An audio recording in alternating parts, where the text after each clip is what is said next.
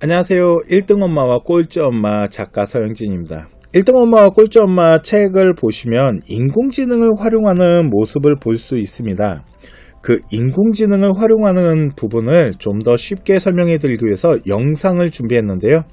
지금부터 한번 보도록 할게요. 자, 11페이지에 보면은 한준이가 영신이에게 이제 애도비 프로그램의 프롬프트 엔지니어링에 대해서 설명하는 부분이 있습니다.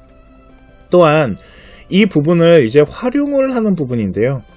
프롬프트 엔지니어링은 학생들이 인공지능 LMM 프로그램을 사용할 때 질문을 하는 수준, 되게 구체성을 가지고 질문을 해야 되는데 이 부분을 좀 많이 어려워합니다. 그래서 단순하게 주제만 입력하거나 제목만 입력을 하면은 프롬프트가 자동적으로 형성이 돼서 구성력을 보여주는, 결과를 보여주는 것을 프롬프트 엔지니어링 프로그램이라고 하는데요. 15페이지에 보시면은 고등학교 급식 역량 기준의 문제점이라는 이 부분을 가지고 프롬프트 엔지니어링을 통해 보고서의 초안을 빠르게 받을 수 있다라고 써져 있거든요. 그 부분을 지금부터 한번 보여드리도록 하겠습니다. 애도비라는 홈페이지인데요. 이 애도비 프로그램은 중학교, 고등학교 아이들에게 전문적으로 맞춰놓은 LMM이다 라고 보시면 되는데요. 애도비 바로 가기를 한 다음에 제가 주제를 미리 좀 준비를 해놨거든요. 보시면 고등학교 급식 역량 기준의 문제점과 조사에 대한 부분을 지금부터 여기 오른쪽 상단에 프롬프트 엔지니어링을 이용해서 한번 초안을 잡아보도록 하겠습니다.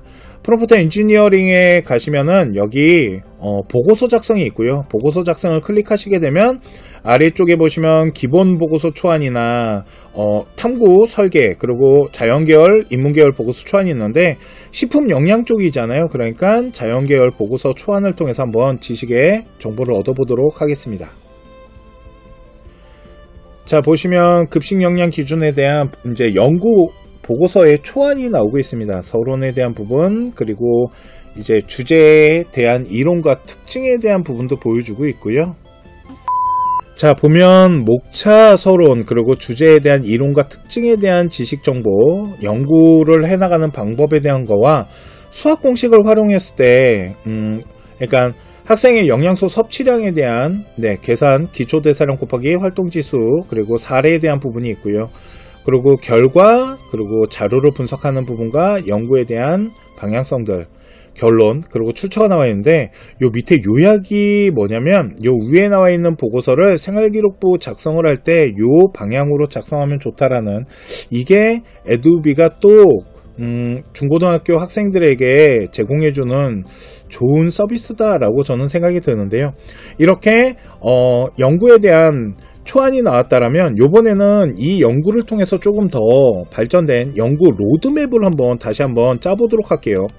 고등학교 급식 역량 기준과 문제조사 한 다음에요. 요번에는 프롬프트 엔지니어링에 보시면은 아래쪽에 교육 연구라는 게 있습니다. 교육 연구를 클릭하시고 자연계열 연구 로드맵과 인문계가 있는데 자연계 연구 로드맵, 그러니까 연구에 대한 방향성을 조금 더 가져가 보도록 할게요.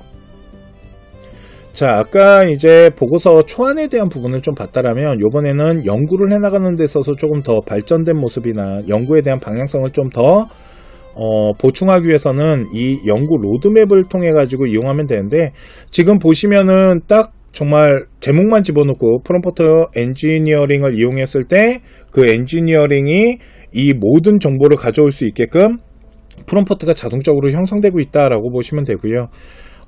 팀원들과의 토론을 해나가는 어떤 과정에 대한 부분, 그리고 현장 중심에 대한 연구나 장기적인 관점으로서 연구 발전했을 때의 주제에 대한 부분도 또한 주고 있는 모습입니다. 예를 들어서 우리 아이가 1차적으로 연구를 했을 때 그 연구에 대한 발전성이 있는 주제로는 학생들의 건강 영양 섭취의 관계에 급식 개선에 학생들의 학업 성취에 대한 미치는 영향, 그러니까 학업 성취도에 또 미치는 영향에 대해서 좀 추가적으로 연구하면 좋다라는 이런 연구 발전에 대한 스토리도 보여주고 있고요. 협업이나 피드백을 하는 방법과 팀원들과 토론을 하는 있어서 문제 해결을 위한 토론을 함께 진행하면은 연구 보고서 라인을 구성하는 데 필요하다. 그리고 아까 보여드렸던 수학에 대한 부분들, 이렇게 뭐 연구 방향에 대한 설정뿐만 아니라 연구 주제에 대해서 조금 더 구체적으로도 추천을 해주고 있잖아요. 이런 식으로 프롬프트 엔지니어링을 이용하게 되면은 주제 아니면 제목만 가지고도 정보를 얻어낼 수 있다라고 보시면 되고요. 이 연구를 하는데 에두비를 활용하는 부분이 오늘 영신이와 한준이 대화 안에 들어있는 내용입니다.